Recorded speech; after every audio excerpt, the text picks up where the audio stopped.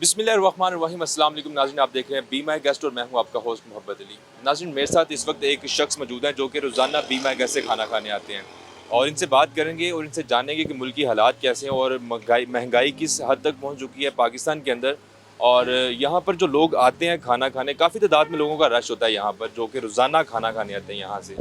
और नाज़रीन, ये वो लोग हैं जिनकी आमदन बिल्कुल ना होने के बराबर है। ये वो दिहाड़ीदार तबका है जिनकी एक दिन दिहाड़ी लगती है और 4 दिन वो उनके पास कोई काम नहीं होता करने के लिए। और दिहाड़ी कितनी, 400, 500, 600, 700, हद 1000 रुपया दिहाड़ी होगी एक मज़दूर की। और कैसे वो पूरा महीना सर्वाइव करते हैं इस महंगाई के दौर में। एक भाई हमारे साथ मौजूद हैं और इनसे बात करते हैं और इनसे जानने की कोशिश करते हैं। अस्सलाम वालेकुम। जी वालेकुम सलाम। आपका नाम? मोहम्मद आसिफ। क्या करते हैं आप? मैं लेबरर हूँ, यहाँ पे काम करता हूँ आलू वाले रास्ते पे। क्या काम करते हैं? जी, मैं फैक्ट्री के अंदर जो है काम करता हूँ। कितनी तनख्वाह है आपकी महीने की? ये 29,000 तनख्वाह है हमारी। 29,000। जी जी। अच्छा, तो शादी हुई है आपकी? जी मैरिड हूँ मैं। कितने बच्चे हैं आप? मेरे 2 बच्चे हैं। पढ़ते हैं? जी पढ़ते हैं। कौन सी क्लास?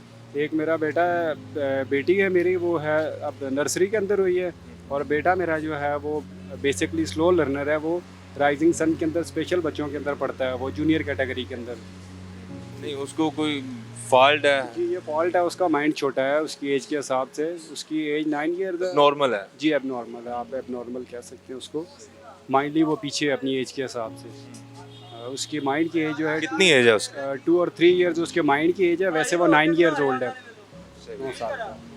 अच्छा, तो मुझे ये बताएं कि घर आपका अपना है? नहीं, मैं रेंट पे रह रहा हूँ। कहाँ पर रिहाइश है आप? ये अटारी दरबार है, गोंदल पार्क के अंदर।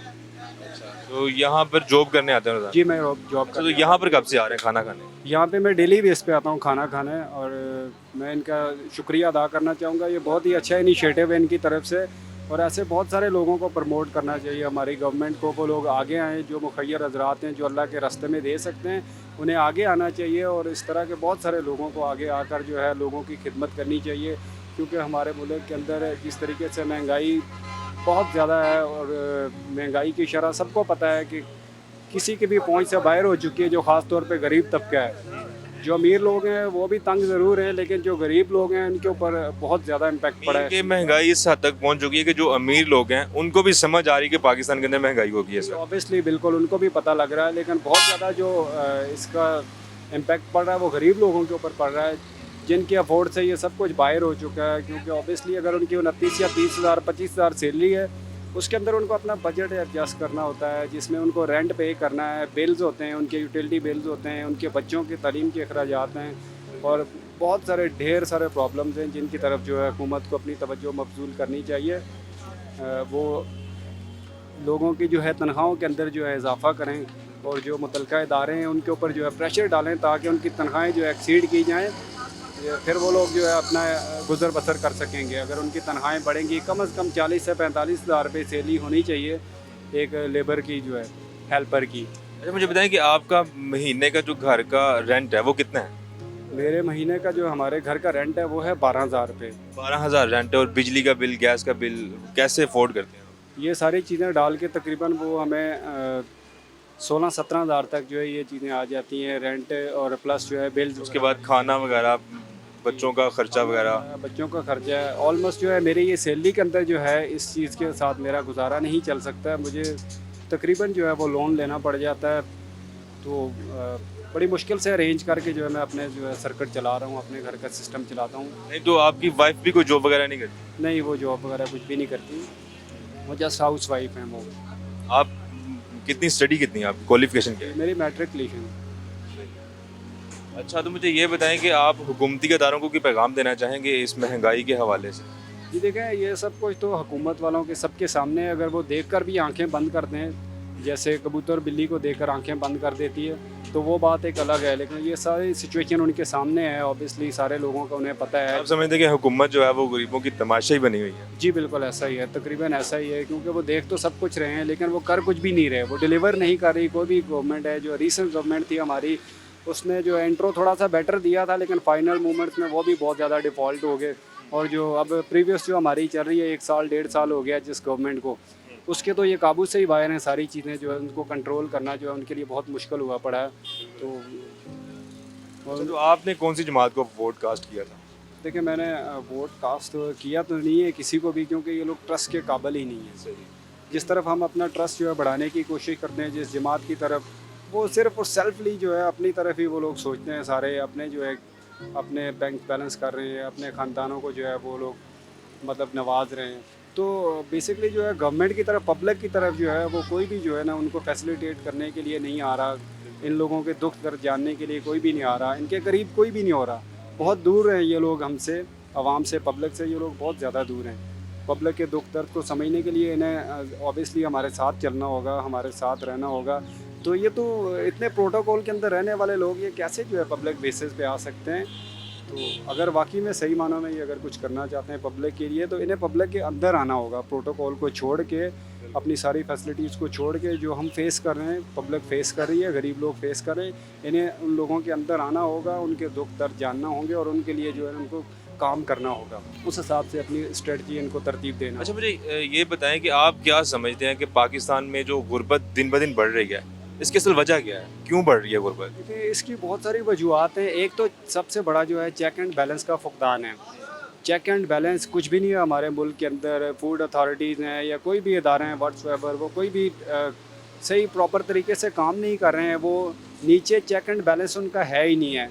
हमारे जो बड़े ताजर हैं, ब्रोकर हैं, वो सारे अपनी मनमानी जो है कीमतें वसूल कर रहे हैं। नीचे गाहक से, आवाम से जो है मनमानी कीमतें वो वसूल करते हैं। उन्हें कोई पूछने वाला नहीं है, चेक करने वाला नहीं है। अगर पीछे से किसी चीज़ के रेट कम हो जाते हैं तो ये लोग जो है कहते हैं जी हमारे पास जो है हमारा ये स्टॉक जो है पहले से पड़ा हुआ है, लिहाजा हम आपको उसी प्राइस में देंगे। जब नया स्टॉक आएगा कम प्राइस वाला, तब आपको जो है ये चीज़ें जो है कम प्राइस के अंदर मिलेंगी। तो चेक एंड बैलेंस ना होने की वजह से बहुत सारे लोग जो है वो एक्सेस प्राइस अदा कर रहे हैं सारी चीज़ों की। एक तो पहले ही आवाम जो है गुर्बत के मारे जो है वो, ऊपर से जो है ये ऐसा तबका जो है मुनाफाखोर जो है, इसमें बहुत सारे ताजर लोग हैं, बड़े ताजर हैं, कुछ छोटे भी हैं। इंसान की पाकिस्तान के अंदर इस वक्त इनकम इतनी है नहीं जितनी महंगाई हो चुकी है। जी बिल्कुल। तो कैसे सरवाइव करेंगे लोग इस महंगाई के दौर में? महंगाई पर कैसे काबू पाया जा सकता है? आप कुछ बताना चाहेंगे, हुकूमत को गाइड करते हैं थोड़ा सा। देखें बात यह है कि वो उन लोगों का काम है, उन्हें सोचना चाहिए। वो सब कुछ जानते हैं और जानकर भी अनजान बने हुए हैं। वो हम तो सजेस्ट कर सकते हैं पब्लिक, लेकिन हमारी बात उन तक जो है किस वसूख से पहुंचेगी, हमारी बात को वो किस हद तक पॉजिटिव लेंगे, ये तो उनके ऊपर डिपेंड करता है। बहुत सारे तरीके हैं महंगाई को कंट्रोल करने के। उसमें हमारी जो है बैरूनी मुल्क के अंदर स्मगलिंग वगैरह हो रही है, जो चीज़ें स्मगल हो रही हैं इनको रोकें।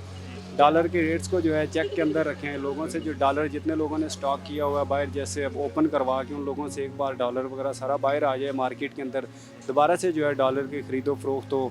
और जो है चेक एंड बैलेंस सबसे ज़रूरी चीज़ है। अगर चेक एंड बैलेंस रखेंगे तो बहुत सारी चीज़ें कंट्रोल की जा सकती हैं। अगर ये ना हुआ चेक एंड बैलेंस, तो जो है आवाम का तो वैसे ही अल्लाह ही हाफ़िज़ है। गरीब जो है, बहुत सारे लोग फुटपाथ के ऊपर, सड़कों पे खुदकशियाँ कर रहे हैं लोग। बहुत सारे मसले मसाइल हैं आवाम के। तो ये लोग मीन के महंगाई की वजह से, गुर्बत की वजह से, भूख की वजह से मर रहे हैं लोग। तो इस बारे में हुकूमत के लिए लम्हा फ़िक्री है, उसको चाहिए कि गरीबों के बारे में सोचें, नहीं तो इन पर ऐसा अजाब नाजिल होने वाला है कि कुछ कहा नहीं जा सकता। तो मुझे ये बताएं कि ये अदारा जो है बी माई गेस्ट, ये कैसा काम कर रहा है? देखें जहाँ तक इस इदारे का तल्लुक़ है, अल्हम्दुलिल्लाह जब से हम आ रहे हैं तो बहुत ही डिसिप्लिनरी तरीके से ये अपने सारे काम जो है बखूबी अंजाम दे रहा है। बड़े अच्छे तरीके से, इज़्ज़त के साथ जो है लोगों को रिस्पेक्ट के साथ खाना जो है फ़राहम कर रहे हैं। अच्छे तरीके से लोग यहाँ पर आते हैं और खाना रिसीव करके जाते हैं। कोई बदमज़गी नहीं होती है यहाँ पर। तो बहुत ही अच्छा इनिशिएटिव है। मैं इनका थैंकफुल हूँ और दुआ करना चाहूँगा कि अल्लाह ताला इनके कारोबार के अंदर बरकतें डाले, अल्लाह ताला इन्हें और अल्लाह के रास्ते में देने की तौफीक दे। और मैं दुआ गो हूँ कि अल्लाह करे ऐसे बहुत सारे लोग आगे आएँ जो कि आवाम की खिदमत करें, ताकि जो गरीब आवाम है उन्हें थोड़ा सा आसरा मिल जाए।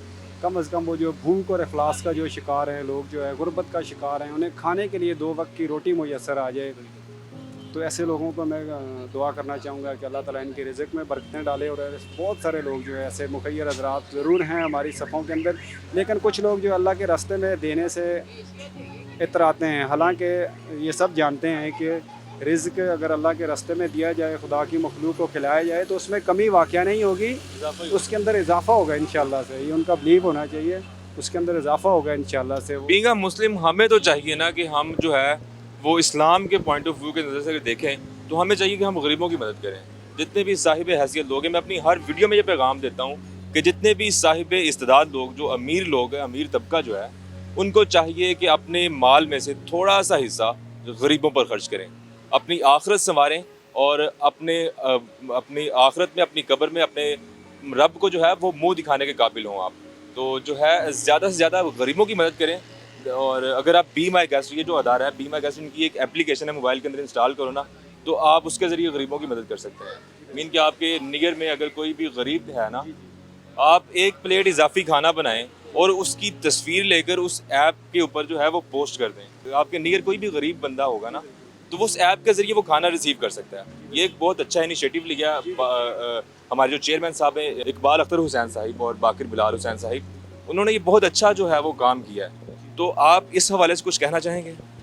देखिए जी, वैसे तो ये माशाल्लाह काबिल सताइश इदारा है, बहुत ही अच्छे काम कर रहा है। और वाकई में हमें देखना चाहिए कि हमारे इर्द गिर्द जो लोग हैं, गरीब लोग हैं, जो बिल्कुल भी हमसे भी निचले दर्जे पे हैं, जो एक वक्त का खाना भी जिन्हें मुयस्सर नहीं है, तो हमें देखना चाहिए कि अगर हम अपने खाने के अंदर से कुछ थोड़ा सा उनके लिए अरेंज कर लें। जैसे हमारे पास अगर कोई सालन बना है तो हमें चाहिए कि थोड़ा सा उसके अंदर पानी डाल के शोरबे वाला सालन बना दें। अगर हम उसको भून के नहीं बना सकते अच्छे तरीके से, ज़्यादा टेस्टी नहीं बना सकते, तो हमें चाहिए कि थोड़ा सा पानी उसके अंदर इंक्लूड करके शोरबे वाला सालन बना के हमें अपने अपने उस गरीब के लिए जो भूखे हैं हमारे इर्द गिर्द में, उनके लिए कोशिश करनी चाहिए कि सालन, ताकि उनके लिए भी जो है हमारे लिए बंदोबस्त हो जाए और हम उनको भी जो है फराहम कर सकें। अच्छा, ये जो यहाँ पर खाना दिया जाता है रोज़ाना, इसका खाने का म्यार कैसा है, टेस्ट कैसा है? घर वाला टेस्ट आता है कि नहीं? जी माशाल्लाह से बिल्कुल बहुत ही ज़बरदस्त टेस्ट है इसका। कोई मसाला वगैरह तेज़ हो? हर चीज़ इसके अंदर बराबर होती है और इसको बच्चे से लेकर बड़े तक खा सकते हैं आराम से। इसके अंदर कोई मिर्ची वगैरह ज़्यादा नहीं होती है, सारी चीज़ें इक्वल होती हैं और माशाल्लाह से बहुत टेस्टी खाना होता है ये। और वसी मिक़दार में जो है खाना फराहम किया जाता है जितना कि लोग खा सकते हैं। और लोगों से भी गुजारिश ही करना चाहूँगा मैं कि लोग ज़ाया ना किया करें खाने को, कम से कम खाना ज़ाया ना किया करें, इतना लें जितना वो खा सकते हैं, ताकि बाकी जो है दूसरे लोग जो हकदार हैं उनको भी मौका मिल सके खाना का लेने का, और ज़्यादा से ज़्यादा ताकि लोग मुस्तफ़ीद हो सकें यहाँ से। और खाने का ख्याल रखा करें, ज़ाया ना किया करें। जो खाना आपसे बच जाए वो परिंदों के लिए बंदोबस्त करें, वहाँ से उनको आप इकट्ठा करके किसी ऊंची जगह पे छोड़ दें ताकि वो परिंदे जो है उससे मुस्तफ़ीद हों। अब गर्मियाँ भी आ गई हैं और अपनी छतों पर जो है वो परिंदों के लिए पानी रखें, उनके लिए खाना रखें, ये भी एक सदका जारिया है। और दोबारा किसी नई वीडियो के साथ आपकी खिदमत में हाजिर होंगे, तब तक के लिए इजाज़त दीजिए। अल्लाह निगहबान।